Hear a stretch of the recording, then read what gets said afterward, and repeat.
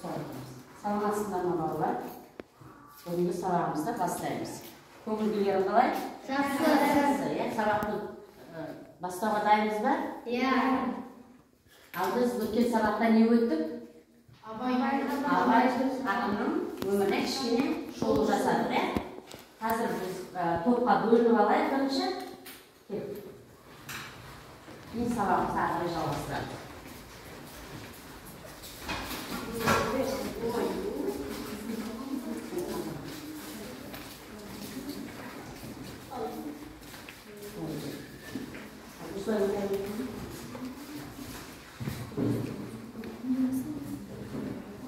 Ал енді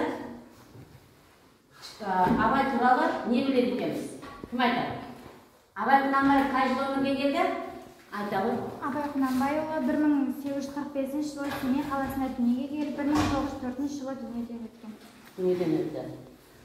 Тағы кім Абай туралы, Абайдың шығармалығы туралы? Мен Абайдың құс өлеңін білемін. Ақ киімді денелі ақсақалды соқыр мылқау танымас бір жанды. Үсті басы аққарау, түсі суық, басқан жері сықырлап келіп қалды. Жарайды, келмейді. Тағы Абайдың анасының есімі кім еді? Кім айтады? Абайдың анасының аты Ұлжан. Ұлжан. Абайдың әжесінің есімі кім еді? Абайдың әжесінің есімі Зере. Абай туралы ақындарымыз қандай мағлұмат берді? Айтады. Ахмет Байтұрсынұлы қысқаша мәлімет тастаған. Қандай еді? Қысқаша. Абай Құнанбаевқа Ахмет Байтұрсынұлы былай деді. Қазақтың бас ақыны Абай шын аты Ибрагим Құнанбайұлы. Ол біздің жеріміздегі ең алғашқы ақынның бірі ретінде саналған.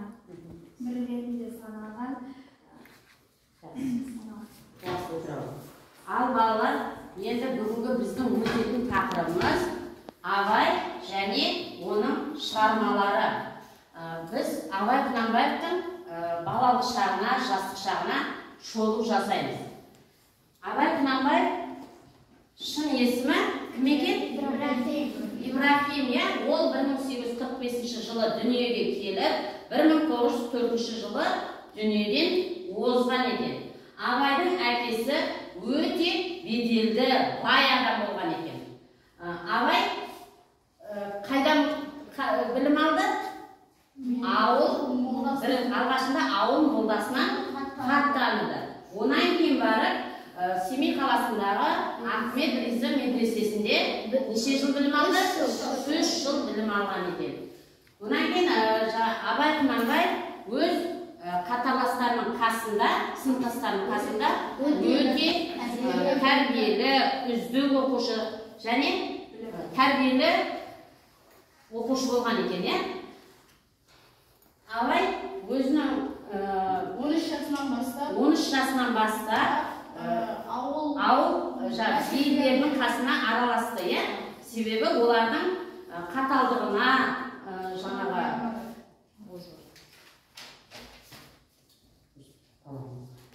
әкесімен айырылысты. 28 жасында. Өйткені ол оның да жаңағы қаталдығына, әділетсіздігіне шыдай алмады. Күннен бастап қазақ халқының мақал-мәтелдерін, өсиет сөздерін ойына сіңіріп өскен. Абай қандай жыл мезгілдеріне байланысты қандай өлеңдер жазды? 4 жыл мезгіліне байланысты. Қандай? Қыс, жаз, күз және жаз отыр.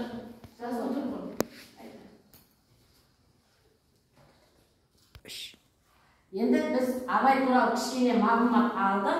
Мен сендерге қазір сұрақ қоям. Бірінші бүгінгі күн жазып алайық. Жазамыздар келген. 23 қыркүйек сынып жұмысы Абай және оның шығармалары деп жазыңдар.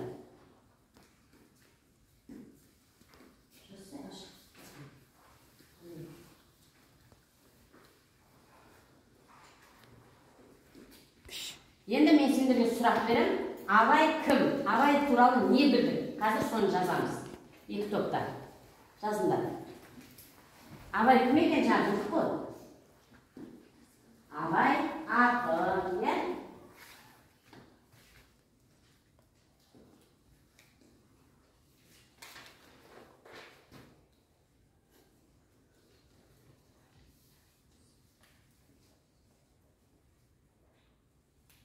Ал жас болса оқиды. Кім оқиды? Балжан оқи. Абай ақыл болған сазгер, Философ болған, данышпан болған, иә? Ал сендердің топтарыңа кім айтады? Айта байылды. Абай ақын, жазушы, данышпан, сазгер және де философ болған. Философ болған, иә? Ал енді кітапты ашайық. 41-ші бетті ашайық. Аштық па? Сол жерде ақынның бұлын таппай мақтанба өлең тұр, иә? Көрдіңдер ме? Қазір соны бір-бір оқып шығыңдар өздерің. Онан кейін әр топтан бір-бір оқушы мәнерлеп оқимыз.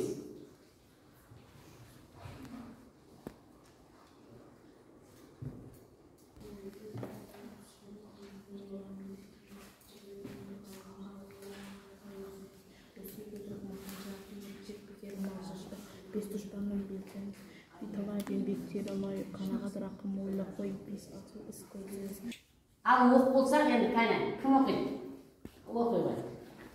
Ғылым таппай мақтанба, орын таппай бақтанба, құмарланып шаттанба, ойнап босқа күлуге, 5 нәрседен ғашық бол, 5 нәрсеге асық бол, адам болам десеңіз, тілеуін өмірін алдында оған қайғы жесеңіз, өтірік мақтаншақ, еріншек, бекер мал шапшақ, 5 дұшпанын білсеңіз, талап еңбек терең ой, қанағат рақым ойлап қой, 5 асыл іс көнсеңіз, жамандық көрсен нәфрәтлі, суытып көңіл қисаңыз, жақсылық көрсен ғибратлы, оны ойға жисаңыз, ғылым болмай немене балалықты қисаңыз, болмасан да ұқсап ба, бір ғылымды көрсеңіз, ондай болмақ қайда деп айтпа, ғылым сүйсеңіз, сізге ғылым кім берер, жанбай жатып сенсеңіз, дүние де өзі бал да өзі, ғылымға көңіл берсеңіз.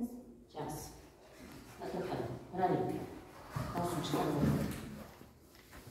Ғылым таппай мақтанба, орын таппай мақтанба, құмарланып шаттанба, ойнап босқа күлуге, 5 нәрсеге ғашық бол, 5 нәрсеге асық бол, адам болам десеңіз, тілеуін өмір алдында, оған қайғы жесеңіз, өсек өтірік мақтаншақ, еріншек бекер мал шашпақ, 5 дұшпанын білсеңіз, талап еңбек терең ой, қанағат рақым ойлап қой, 5 асыл іс көрсеңіз, жамандық көрсең нәпрәтлі, суытып көңіл қисаңыз, жақсылық көрсең ғибратлы, оны ойға жисаңыз, ғылым болмай немене балалықты қисаңыз, болмасан да ұқсатпақ бір ғалымды көрсеңіз, ондай болмақ қайда деп айтпа, ғылым сүйсеңіз, сізге ғылым кім берер, жаппай жатып сөнсеңіз, дүние өзі, мал да өзі, ғылымға көңіл бөлсеңіз.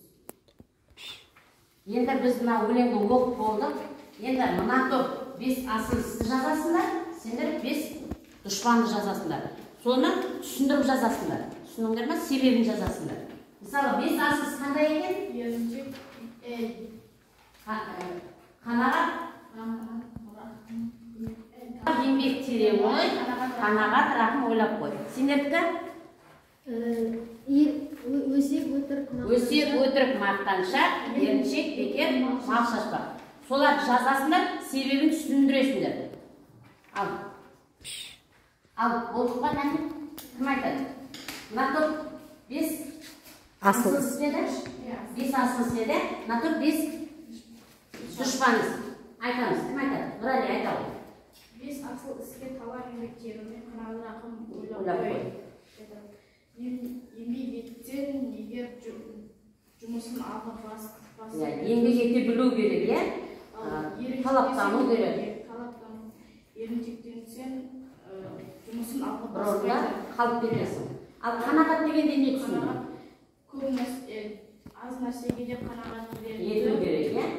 Ал рақым дегенде? Рақым біреуге жақсылық Жасап, аяушылық, рақымшылық көрсету керек, иә?